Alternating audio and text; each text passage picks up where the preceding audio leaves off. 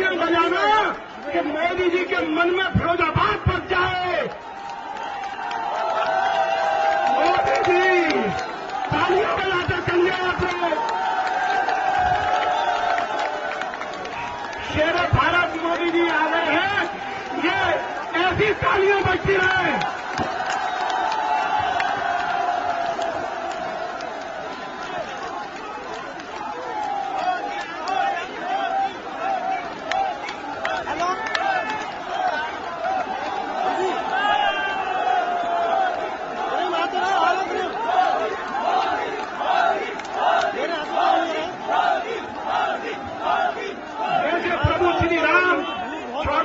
वनवास के बाद अयोध्या आए थे तो जो हर्ष का वातावरण था, आदरणीय मोदी जी, पूरी फिरोजाबाद की जनता के अंदर आपके आगमन के वो दिए जल रहे हैं। तालियां लगातार बजती रहनी चाहिए मोदी जी के लिए, मोदी जी के स्वागत के लिए।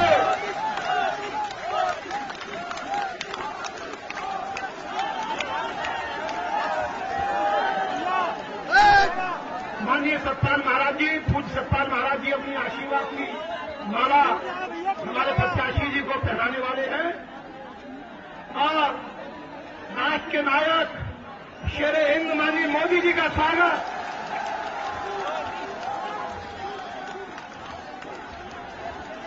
तालियां बजती रहे, प्रधानमंत्री के लिए तालियां हैं।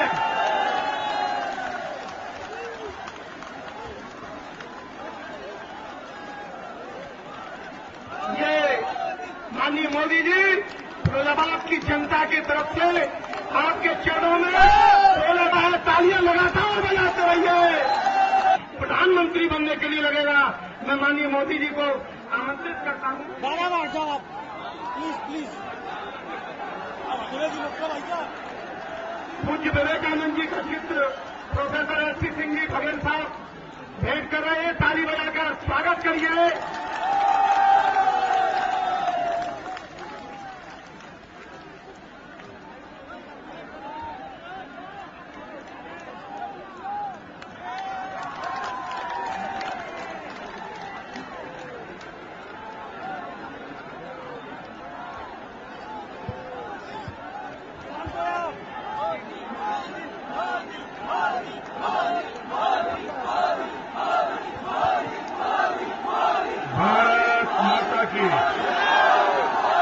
भारत माता की मंच पर विराजमान पूज्य सतपाल जी महाराज, भारतीय जनता पार्टी के सभी वरिष्ठ महानुभाव, यहां के लोकप्रिय उम्मीदवार प्रोफेसर एसपी सिंह बघेल जी और विशाल संख्या में पधारे हुए भारत के भाग्य विधाता मेरे भाइयों और बहनों,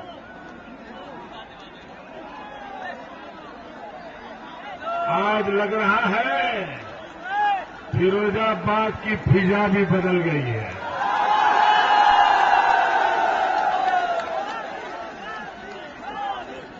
ये फिजा इसलिए बदली है कि शेर का बच्चा मैदान में उतरा है। भाइयों बहनों, जब एक शेर आता है ना तो बाकी सबका भागना तय हो जाता है।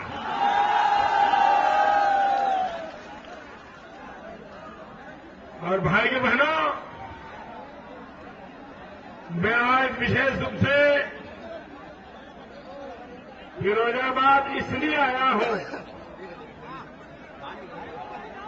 चुनाव की बात तो करनी है, आप सबके दर्शन भी करने हैं, लेकिन मेरे मन की एक बात मैं यहां की जनता को बताना चाहता हूं। हमारे बघेल जी राज्यसभा के सदस्य रहे और मैंने एक फोन पर किया था छोड़ दे यार, बहुत हो गया, इसने छोड़ दिया। ये छोटी बात नहीं है। मेरे एक शब्द पर उन्होंने अपनी पूरी राजनीति दांव पे लगा दी, और इसलिए मैं कहता हूं, ये शेर है, शेर।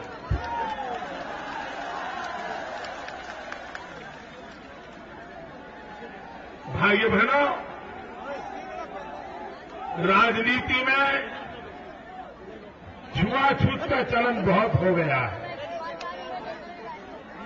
अगर कोई बीमार भी हो और दूसरे दल वाला खबर पूछने जाए तो पार्टी वाले निकाल देते हैं।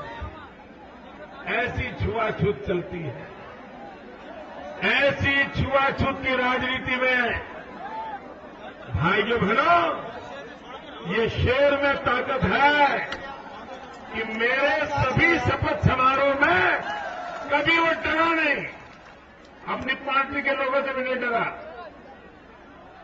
और मोदी के शपथ समारोह में एक भी शपथ समारोह नहीं है जिसमें मेरे बगैर वहां न आया हो।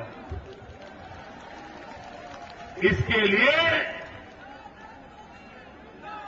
भीतर से ताकत लगती है,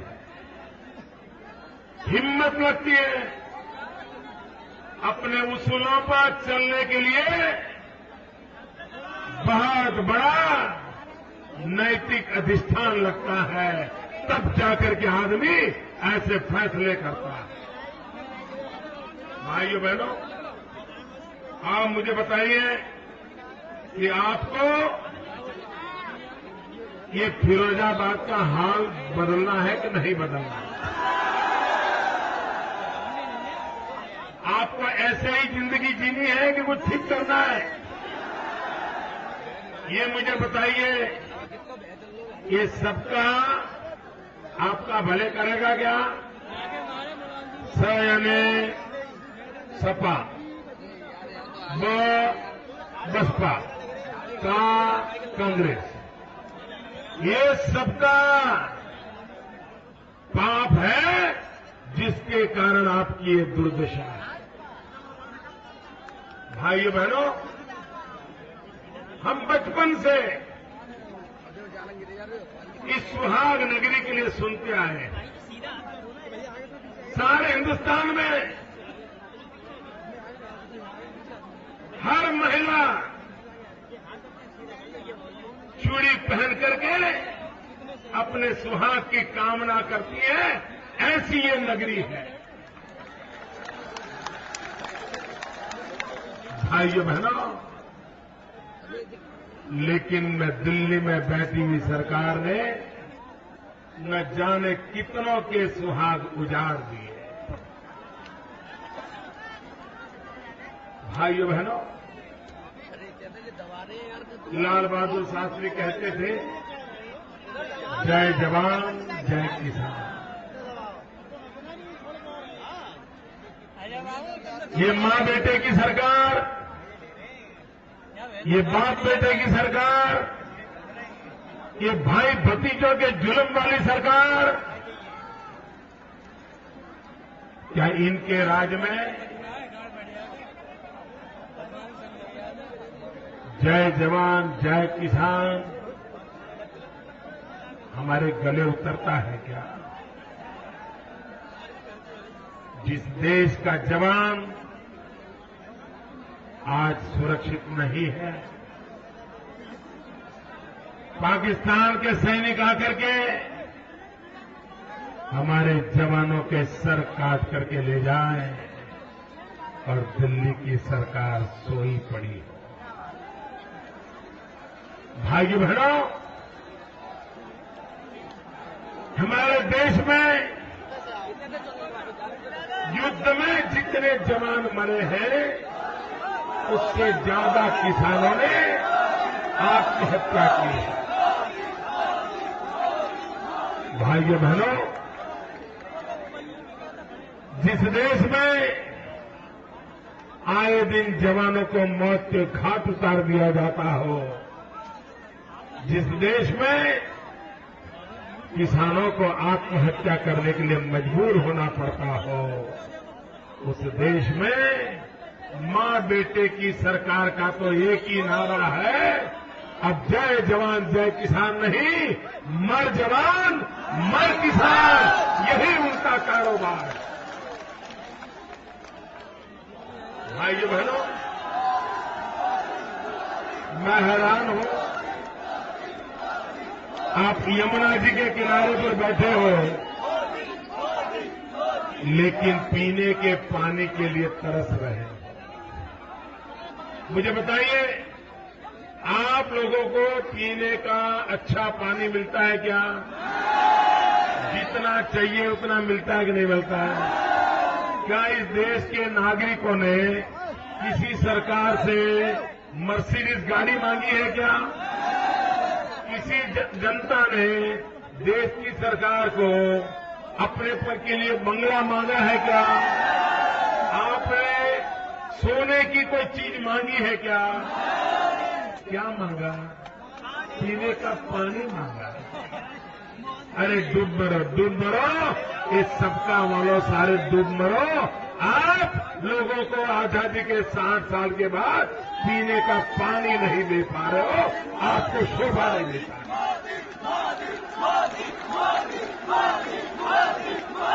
भाई बहनों, सरकार कैसे चलती है मैं बताता हूं आपको, और कैसे चलनी चाहिए मैं आपको समझाता हूं। गुजरात में बारिश बहुत कम होती है और हमारे यहां तो बहुत सारा इलाका है वो रेगिस्तान है। इधर रेगिस्तान है, उधर पाकिस्तान है। भाइयों बहनों, मेरे यहां सिर्फ 2 नदियां हैं, एक नर्मदा और एक तापी। बाकी नदियों में 2 महीने भी पानी नहीं रहता। बारिश बहुत कम है और जमीन में 1500 फीट नीचे जाने पर भी पानी नहीं मिलता। ऐसी मुसीबत जब मैं मुख्यमंत्री बना तो मेरे यहां 9000 गांव ऐसे थे जहां पर टैंकर से पानी जाता था। अगर टैंकर न जाए तो लोगों को पीने का पानी नहीं मिलता। आप कल्पना कीजिए कैसी मुसीबत से हम जीते थे। भाइयों बहनों, ने बीड़ा उठाया, हमने तय किया कि लोगों को पीने का शुद्ध पानी पहुंचाएंगे। भाइयों बहनों, 5 साल के भीतर भीतर हजारों मील लंबी पाइपलाइन लगाई। 9000 गांवों में नर्मदा का शुद्ध पानी पाइप से 9000 गांवों में पहुंचाया। आज भाइयों बहनों, जो 60 साल से पानी के लिए लोग तरसते थे, हमने हजारों किलोमीटर दूर पानी पहुंचाया। अरे पाकिस्तान की सीमा पर जहां बीएसएफ के जवान हैं, उनको भी पानी पहुंचाया। और भाइयों बहनों, पाइप की साइज क्या है मालूम है? पाइप की साइज क्या है अंदाज कर सकते हो? भाइयों बहनों, पाइप इतनी बड़ी लगाई है कि ये बाप बेटे की सरकार, उनका परिवार मारुति कार में बैठ करके पाइप के अंदर गाड़ी चला सकता है। इतना बड़ा पाइप से हम पानी पहुंचाते हैं। क्या यमुना के किनारे मेरे फिरोजाबाद को पानी नहीं मिल सकता है? इसीलिए तो भाइयों, देश को काम करने वाली सरकार चाहिए। भाइयों बहनों, मैं आज फिरोजाबाद में यहां के इलेक्शन कमीशन से आग्रह करता हूं राज्य के इलेक्शन कमीशन से आग्रह करता हूं और भारत के इलेक्शन कमीशन से आग्रह करता हूं, आप जो दावा ठोकते हो कि आप निष्पक्ष चुनाव कराते हो, मैं आपकी कसौटी इस बात पे देखता हूं कि आप फिरोजाबाद में निष्पक्ष चुनाव करा सकते हो कि नहीं करा सकते। यही आपकी कसौटी होगी और मैं एक एक पोलिंग बूथ की निगरानी करूंगा, हमारी अपनी तरफ से वीडियो कैमरा लगाऊंगा और बाद में मैं जांच बिठाऊंगा। मैं देखता हूं आप कैसा कारोबार चलाते हो। आप इलेक्शन कमीशन का काम एम्पायर का है, उसको पक्षपात करने का अधिकार नहीं है और जो निष्पक्ष है वो विश्वास करे, सरकारी मुलाजिम विश्वास करे, 16 मई के बाद सच्चे और अच्छे लोगों को दबाने की ताकत किसी में नहीं होगी। ईमानदार और सच्चे लोगों को रक्षा मिलेगी, न्याय मिलेगा। ये दिल्ली में आने वाली नई सरकार का वादा है। भाइयों,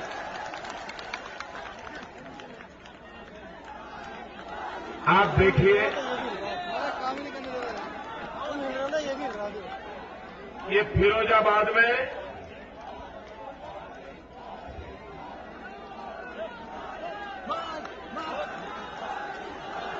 यहां मैं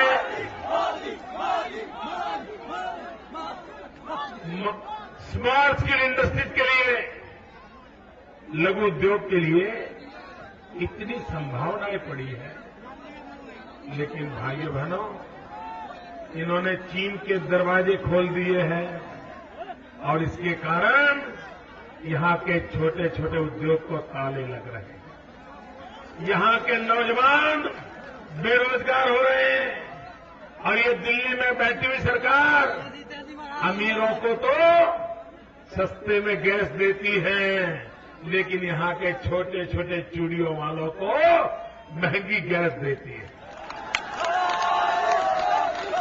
ये अन्याय है। इस अन्याय के समय यहां का छोटा उद्योगकार कहां जाएगा? यहां का नौजवान का रोजगार कहां जाएगा? भाइयों बहनों, मैं आपको उदाहरण देता हूं। इन लोगों को कुछ आता ही नहीं, माफ करना मुझे, ये बेकार में सरकारें चलाते हैं, ऐसे ही बैठ गए। आपको मैं उदाहरण दूं, आपको समझ आएगा कैसे काम हो सकता है। मेरे यहां गरीब लोग पतंग बनाने का काम करते हैं और ज्यादातर गरीब मुसलमान मेरे यहां पतंग बनाता है, लेकिन उसको बेचारे को पतंग बनाने में खर्चा कम कैसे हो, अच्छे ढंग से पतंग कैसे बनाया जाए, वो पता ही नहीं था। पुराने जमाने से बेचारा करता था। अगर 3 कलर का पतंग बनाना है तो 3 कागज लेकर के चिपकाता था और फिर 3 कलर का पतंग बनाता था। मैंने उसका रिसर्च किया, रिसर्च करके मैंने उनका मीटिंग बुलाया। एक पूरा दिन मैंने ट्रेनिंग किया उनका। मैंने कहा देखिए, अब 3 कलर का प्रिंटेड कागज मिल सकता है। अब आपको 3 कागज ला करके जोड़ने की जरूरत नहीं है। नई नई चीजें सिखाई, हर एक परिवार को ट्रेनिंग दी, 1 साल भर ट्रेनिंग चली। और भाइयों बहनों, उनकी जिंदगी में इतना बदलाव आया। पहले मेरे यहां पतंग का उद्योग 30 करोड़ रुपए का था, आज वो 700 करोड़ का हो गया। 700 करोड़ रुपए। पतंग जैसी चीज में इतना बारीकी से ध्यान दिया, वो गरीब से गरीब मुसलमान जो पतंग बना करके ही जीता था, आज उसकी जिंदगी में बदलाव आ गया। भाइयों बहनों, यहां पर ग्लास की इंडस्ट्री इतनी परंपरागत से चल रही है। मैं हैरान हूं, यहां की सरकार को रिसर्च के लिए, इनोवेशन के लिए, नई डिजाइनिंग के लिए एक अच्छी इंस्टीट्यूट चालू करनी चाहिए। यहां के नौजवानों में उसकी पढ़ाई होनी चाहिए और उसमें से निकल करके उद्योगों में नई जान भरने की ताकत आनी चाहिए। ये न लखनऊ वालों का आता है, न दिल्ली वालों का आता है, और उसके कारण धीरे धीरे धीरे आपका ये उद्योग बंद हो रहा है। भाइयों बहनों, अकेला फिरोजाबाद ग्लास इंडस्ट्री के कारण पूरे दुनिया में अपना माल बेच सकता है, इतनी ताकत है। भाइयों बहनों, हमें दम होना चाहिए।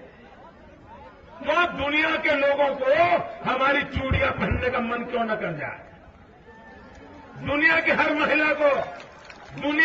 महिला को ये मन कर जाए कि जब तक ये चूड़ी पहन करके फोटो नहीं निकालती तब तक मेरा श्रृंगार अधूरा है। ये काम हो सकता है, नहीं हो सकता है? इनका दिमाग ही नहीं है जी। ये बेकार में कुर्सियों पर बैठ गए हैं। हटाओ दोस्तों, हटाओ ऐसे लोगों को, निकालो। भाइयों बहनों, भारत को आगे बढ़ाना है तो देश में 1000 जैसे फिरोजाबाद जैसे उद्यमी नगर है, 1000 से ज्यादा। उनमें जान भर देना तो पूरा हिंदुस्तान खड़ा हो जाएगा। ये ताकत है और मुझे ये काम करना है। मुझे आपके आशीर्वाद चाहिए, मुझे आपका। भाइयों बहनों, आप मुझे बताइए, ये दिल्ली की सरकार पर आपका रत्ती भर भरोसा है? आपका भला होगा ऐसी कोई आशा है? आपके बच्चों का भी भला हो, ये कोई संभावना है क्या? कोई संभावना है? यहां का गरीब मजदूर उसका भला हो ऐसी कोई संभावना है? ये जो ग्लास इंडस्ट्री ऐसी है कि जिसके कारण परंपरागत रूप से कुछ बीमारियां आती हैं, लेकिन मुझे मालूम है मेरे गुजरात में भी बहुत बड़ा काम है, लेकिन हमें सुविधा है तो हम टेक्नोलॉजी नहीं लाए हैं। हम गैस का बहुत बड़ा सप्लाई करते हैं, इसलिए तो हमारे यहां तो इन दिनों घर अगर बनाना है तो पूरा फर्नीचर, दरवाजा, खिड़की, कुर्सी, झूला सब ग्लास का बनता है। और इतना बड़ा व्यापार शुरू हुआ है, लेकिन यहां पर कोई करने वाला नहीं है। किसी ने अपनी चिंता नहीं की। यहां जो ये ग्लास इंडस्ट्री में काम करते हैं उनकी बीमारी होती है, उसके लिए प्रोटेक्शन की व्यवस्था हो सकती है। उन गरीब मजदूरों की जिंदगी बचाई जा सकती है। लेकिन भाइयों बहनों, यहां कानून नाम की कोई चीज नहीं। वो मेरा गरीब भाई कहां गया? भाइयों बहनों, मुझे आपकी मदद करनी है, मुझे आपकी सेवा करनी है। आपने 60 साल तक शासक चुने हैं, एक बार इस सेवक को देखो। आपने 60 साल तक उनको दिया है, मुझे 60 महीने दीजिए, मुझे 60 महीने दीजिए। भाइयों बहनों, मैं गरीब परिवार में पैदा हुआ, मैंने गरीबी देखी। मुझे गरीबों के लिए कुछ करने का ईश्वर अवसर दे, आप अवसर दें। 60 साल में जो गरीबों का नहीं हुआ है वो मैं करके दिखाऊंगा।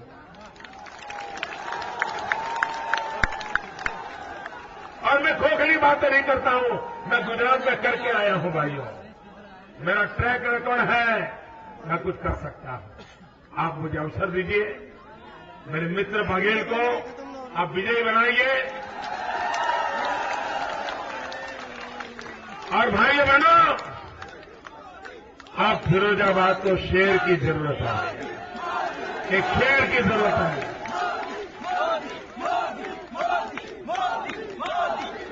और गर्मी कितनी क्यों न हो, गुंडागिर्दी कितनी क्यों न हो, वोट जरूर डालिए, कमल के निशान पे बटन दबाइए। भारत माता की।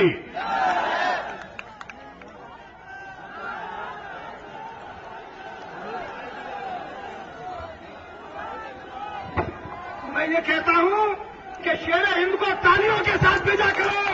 और दिल्ली से जब ये प्रधानमंत्री बन के आएंगे तो फिरोजाबाद का कायाकल्प होगा, उत्तर प्रदेश का कायाकल्प होगा, और देश का कायाकल्प होगा। सभी आने वाले भाइयों को, सभी माताओं को, बहनों को मैं बहुत बहुत धन्यवाद देता हूं। भारत माता की जय।